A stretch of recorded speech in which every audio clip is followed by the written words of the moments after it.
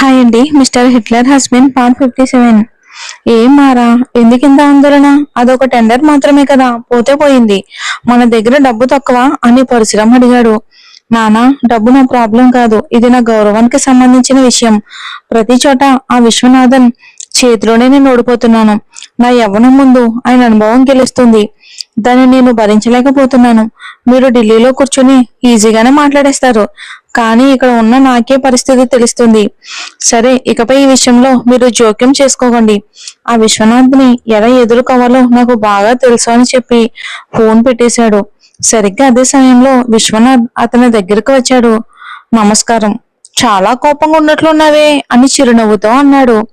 ఇక వర్మన్ మాత్రం పళ్ళను బిగించి ఆయన వైపుకు చాలా కోపంగా చూశాడు. ఏంటి మారన్ అలా చూస్తున్నావు? నీ వయసు, నా అనుభవం. నువ్వు నీ మనుషులను నా ఆఫీసులో పెట్టి ధరల వివరాలు దొంగలిస్తే నాకు తెలియదు అనుకున్నావా? ఈ విశ్వనాథ్కు రెండు కళ్ళే కాదు, ఒళ్ళంతా కళ్ళే. ఎటు చూసినా నాకు సమాచారం వస్తుంది. నువ్వు ధరల వివరాలు తీసుకున్న క్షణానికే నేను వాటికంటే 1,00,000 తక్కువగా కోట్ చేశాను. నా కోడలు సంపాదించి నాటకం ఆడితే నేను ఇక్కడికి రానని అనుకున్నావా అని విశ్వనాథన్ ప్రశ్నించాడు. అది విని వర్మన్ పూర్తిగా దిగ్భ్రాంతికి గురయ్యాడు. నా కోడల్ని, మనవరాలని కిడ్నాప్ చేయించి నాటకం ఆడితే నేను ఇక్కడికి రాననుకున్నావా మారన్ అని విశ్వనాథన్ అడగగానే ఇక మారన్ ఆశ్చర్యంగా ఆయన వైపుకి చూశాడు. ఏంటి ఆశ్చర్యంగా ఉందా వర్మన్? మీ నాన్న పరశురామన్ కేంద్ర ఆర్థిక మంత్రి అని విశ్వనాథన్ మాట్లాడుతూ ఉండగా మారన్ మధ్యలోనే అడ్డుకుని, ఏంటి మీ కోడల్ని నేనే కిడ్నాప్ చేయించానా? నాకు అవసరం లేదు, నేనెందుకు చేపిస్తాను అని అన్నాడు. అప్పుడు విశ్వనాథన్ అతన్ని గట్టిగా చూస్తూ ఉండగా మారన్ పొగరుగా నవ్వి, నువ్వు ఊహించలేవు విశ్వనాథ్, కానీ నేను కొట్టబోయే దెబ్బకి నువ్వు జీవితంలో మళ్ళీ లేవలేవు. మీ కోడల్ని కిడ్నాప్ చేయించింది నిజమే. మా నాన్న మనుషులను పెట్టి కిడ్నాప్ చేయించారు. ఆ విషయం నాకు నిన్న రాత్రే తెలిసింది. సరే, ఇప్పుడు ఏం చేస్తావు? మా నాన్న మీద కేసు పెడతావా లేక నా మీద కేసు పెడతావా అని అడిగాడు. విశ్వనాథన్ ప్రశాంతంగా, అదెలా మారా? మీ మనుషులు డబ్బు కోసమే చేశామని చెప్పి లొంగిపోయారు, కానీ డబ్బు కోసం కిడ్నాప్ చేసిన వాళ్ళు ఒక అమ్మాయిని, పాపను రాత్రంతా బంధించుంచరు. ముందు నాకు ఫోన్ చేసి డబ్బు అడిగేవాళ్ళు, కానీ నాకు బాగా తెలుసు ఇది నీ పని అని. కానీ దాన్ని నిరూపించే ఆధారాలు నా దగ్గర లేవు. అయితే ఎప్పటికీ లయి ఉండాలని మాత్రం అనుకోకు. నువ్వు చిన్నవాడివి కాబట్టి ఇప్పటి వరకు ఓపిక పట్టాను. నీ వ్యాపారం నువ్వు చూసుకో. నాకు సరి సమానమైన వాడివి నువ్వు కాదు అని అన్నారు. వెంటనే మారన్ నవ్వి, అవును విశ్వనాథ్, మీకు సరి సమానమైన వాడిని నేను కాదు. నా స్థాయి వేరు. రాను రాను మీకే తెలుస్తుంది. మిమ్మల్ని చుట్టుముట్టి దెబ్బ కొట్టి కన్నీళ్లు పెట్టిస్తాను. ఎక్కడెలా దెబ్బ కొడతానో కాలమే చెప్తుంది అని వెటకారంగా అన్నాడు. తర్వాత తన కళ్ళద్దాలు తీసి చొక్కాకు తగిలించుకుని, వెళ్తాను సార్, త్వరలోనే మిమ్మల్ని నా భార్యతో కలుస్తాను అని చెప్పి కారులో వెళ్ళిపోయాడు. అతను వెళ్ళిపోగానే విశ్వనాథన్ ఆశ్చర్యపడి, వీడేంటి పిచ్చివాడిలా మాట్లాడుతున్నాడు? పెళ్ళంతో నన్నెందుకు కలుస్తాడు? తండ్రి కొడుకులిద్దరికి అసలు బుద్ధే లేదు. నా కోడల్ని కిడ్నాప్ చేసినందుకు వీళ్ళకు తగిన బుద్ధి చెప్పాలి. కానీ ఇప్పుడు ఏదైనా చేస్తే అది తప్పు అవుతుంది. ముందు నా కుటుంబాన్ని కాపాడుకోవాలి, తర్వాత వీళ్ళ సంగతి చూస్తాను అని అనుకుని ఇక తాను కూడా అక్కడి నుండి వెళ్ళిపోయాడు. ఇక 2 రోజుల తర్వాత సుభాష్ ఆరోగ్యం పూర్తిగా మెరుగుపడింది. అతను కళ్ళు తెరిచిన వెంటనే ఎదురుగా తన చిన్నారి అను కనిపించింది. ఆమెను చూసిన క్షణమే అతనికి మళ్ళీ ప్రాణం వచ్చినట్టు అనిపించింది. కానీ పక్కన కవిత కనిపించలేదు. అక్కడ అతని అమ్మా నాన్న మాత్రమే ఉన్నారు. కవిత ఎక్కడా అని అడిగాడు సుభాష్. కవిత బయట ఉంది, నేను పిలుస్తాను అని చెప్పి విశ్వనాథ్ బయటికి వెళ్ళాడు. కవిత, సుభాష్ కళ్ళు తెరిచాడు. నిన్నే అడుగుతున్నాడు, దయచేసి లోపలికి రాని అన్నారు. కవిత మాత్రం ఎలాంటి భావోద్వేగం లేకుండా, మా అమ్మ నేను ఇక్కడ ఎదురు చూస్తుంది పాప కోసం మాత్రమే. అతను పాపను చూశాక తీసుకురండి. పాప ఇంకా ఏమీ తినలేదు, నేను ఇంటికి వెళ్ళి భోజనం పెట్టాలి అని చెప్పింది. సరే అమ్మా, ఇక నేను బలవంతం చేయను అని విశ్వనాథన్ తిరిగి లోపలికి వెళ్ళాడు. సుభాష్ ఆరోగ్యం ఇప్పుడు చాలా బాగుంది. సుభాష్, కవితకి కొంచెం తలనొప్పిగా ఉందంట, బయటే ఉంది. పాప ఇంకా ఏమీ తినలేదంట. పాపనిస్తే ఇంటికి తీసుకెళ్లి భోజనం పెడతానని చెప్తుంది అని విశ్వనాథన్ చెప్పారు. వెంటనే సుభాష్ అన్నీ అర్థం చేసుకున్నాడు. నాకు అర్థమవుతుంది నాన్న, నేను చేసింది చాలా పెద్ద ద్రోహం. తను నాతో ఎలా మాట్లాడుతుంది? సరే, పాపను తనకిచ్చేయండి, తనకి సమయానికి భోజనం పెట్టాలి, లేదంటే ఏడవడం మొదలు పెడుతుంది అని అన్నాడు. తర్వాత ఆమె వైపుకి చూసి, "ఉమ్, అయినా నా బంగారు తల్లి ఎందుకు తినకుండా ఉంది?" అని మెల్లగా అడిగాడు. వెంటనే అను తన చిన్న చిన్న మాటలతో, "నానా, నేను" అంది. అది విని సుభాష్ కళ్ళల్లో నీళ్లు తిరిగాయి.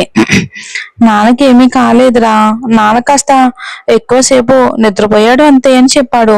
పసిపాపకి ఏం అర్థమవుతుంది? ఆమె కూడా నవ్వుతూ మళ్ళీ అతని మీద పడుకుంది.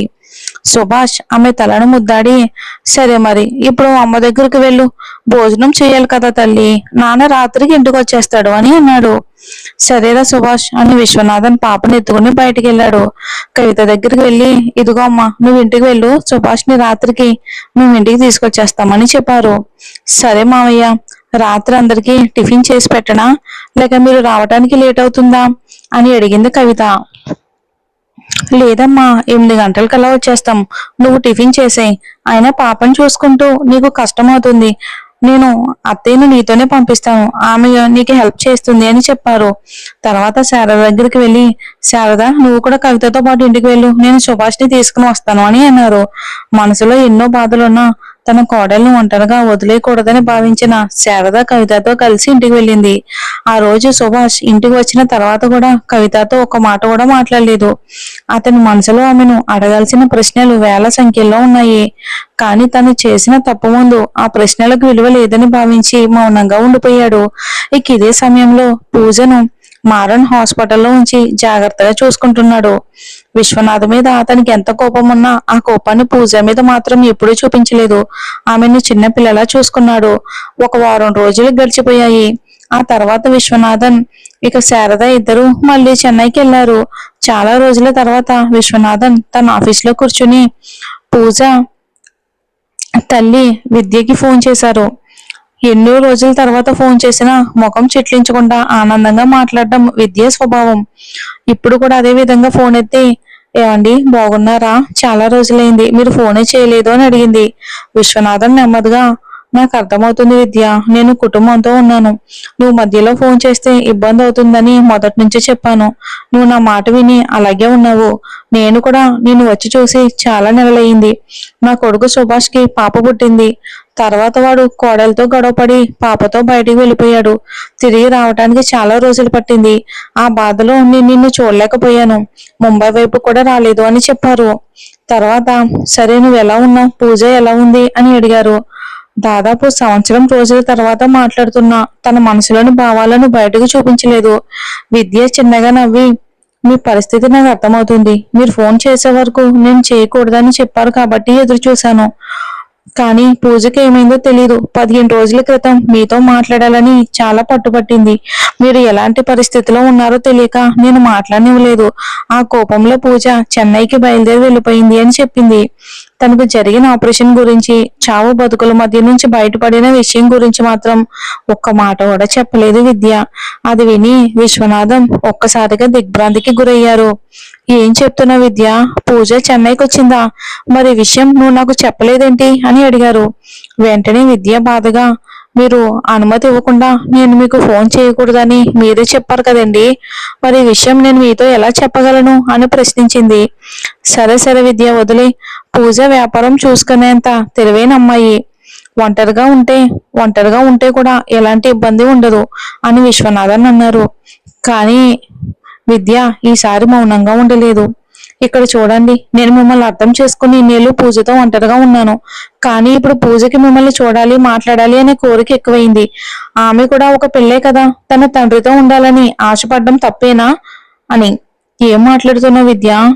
నేను పెట్టిన షరతు మర్చిపోయావా" అని విశ్వనాథన్ కాస్త గట్టిగానే అడిగాడు. "నాకు పెళ్ళయిందని తెలిసినా ఇక నువ్వు మొండిగా పట్టుబడి ఆత్మహత్య చేసుకుంటానని ప్రాణాల మీదగా తెచ్చుకున్నావు. ఆ రోజు నీ ప్రాణాలు కాపాడడానికి నీ మెడలో తాళి కట్టాను. ఆ తర్వాత కొంతకాలం నీతో కాపురం కూడా చేశాను. నాకు సమయం దొరికినప్పుడల్లా వచ్చి నిన్ను పూజని చూసుకుంటూనే ఉన్నాను. కానీ నాకు వీలైనప్పుడే నేను రావగలను. ఇవన్నీ తెలిసి ఇప్పుడు ఎందుకు ఇలా మాట్లాడుతున్నావు విద్య" అని అడిగారు. విద్య ఒక నిట్టూర్పు విడిచి, "నేను మాట్లాడేది మీకు కష్టంగానే అనిపిస్తుంది. కానీ ఇప్పుడు నేను అడగాల్సింది ఒకటి. పూజకు కూడా పెళ్లి వయసు వచ్చింది. తనకు ఒక మంచి అబ్బాయిని చూసి పెళ్లి చేయించాలి. నేను ఒంటరిగా ఎంతవరకు చూసుకోగలను? మీరు వస్తే మంచి అబ్బాయిని చూసి తనకి పెళ్లి చేయొచ్చు అని అంది. విశ్వనాథం మాత్రం ఎలాంటి భావోద్వేగం చూపించకుండా, ఇక్కడ నాకు చాలా ప్రాబ్లమ్స్ ఉన్నాయి విద్య. నేను ఇప్పుడు ముంబైకి రాలేను. నువ్వే మంచి అబ్బాయిని చూసి పూజకు పెళ్లి చేయి. పెళ్లి పెళ్లి రోజున మాత్రం నేను తప్పకుండా వస్తాను అని చెప్పి తండ్రిగా తన బాధ్యత గురించి కూడా ఆలోచించకుండా ఫోన్ పెట్టేశాడు ఆయన. ఫోన్ కట్ అయిన వెంటనే విద్య కన్నీళ్లు ఆపుకోలేకపోయింది. నేను చేసిన తప్పుకి ఇప్పుడు నా కూతురు బాధపడుతుంది.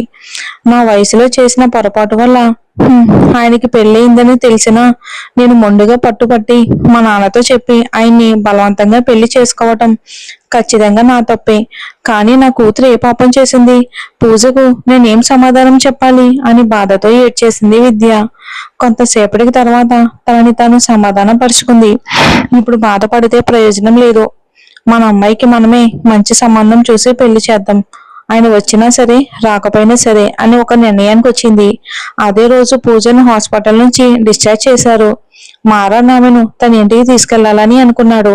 కారులో వెళ్తూ, పూజ, నన్ను తప్పుగా అర్థం చేసుకోకు. నేను నిన్ను చాలా బాగా చూసుకుంటున్నాను. నీతో ఎప్పుడూ తప్పుగాను ప్రవర్తించను. నా మీద నమ్మకం ఉంటే మా ఇంటికి రా. నువ్వు ఒంటరిగా ఎలా ఉంటావని అడిగాడు. పూజ మాత్రం వెంటనే తల అడ్డంగా ఊపింది. లేదు మారన్, ఏదేమైనా ఒక వయసు వచ్చిన అమ్మాయి ఒక అబ్బాయితో ఒంటరిగా ఉండటం సరైనది కాదు. ఇక మన మనసులు ఎంత మంచివైనా సరే అది బయట వాళ్ళు తప్పుగా మాట్లాడతారు. నేను మా ఇంట్లోనే ఉంటాను. నన్ను ఇంట్లో దింపేస్తే చాలు అని అంది. సరే పూజ, ఇంతకంటే ఎక్కువగా నేను బలవంతం చేయను. నేను ఇంట్లో దించి నీకు హెల్ప్ చేయడానికి ఒక ఆవిడనైతే ఏర్పాటు చేస్తాను. ఇక వాళ్ళు నేను బాగా చూసుకుంటారు. ఏం కావాలన్నా హెల్ప్ చేస్తారు అని చెప్పాడు మారన్. సరే అని పూజ కూడా ఒప్పుకుంది. ఇక ఇద్దరు మాట్లాడుకుంటూ వెళ్తూ ఉండగా సిగ్నల్ పడ్డంతో కారు ఆగింది. అదే సమయంలో పక్కనే మరో కారులో ఉన్న విశ్వనాథన్ కంటికి పూజ, మారన్ ఇద్దరు కనిపించారు. ఏంటి అది పూజలో ఉంది, అది వర్మంతో కలిసి అని ఆశ్చర్యపోయాడు. వెంటనే ఆయన చూపు ఆ కారు మీదే నిలిచిపోయింది. విశ్వనాథన్ తమను చూస్తున్నారని మారన్ కూడా గమనించాడు. మరి చూద్దాం ఏం జరుగుతుందో.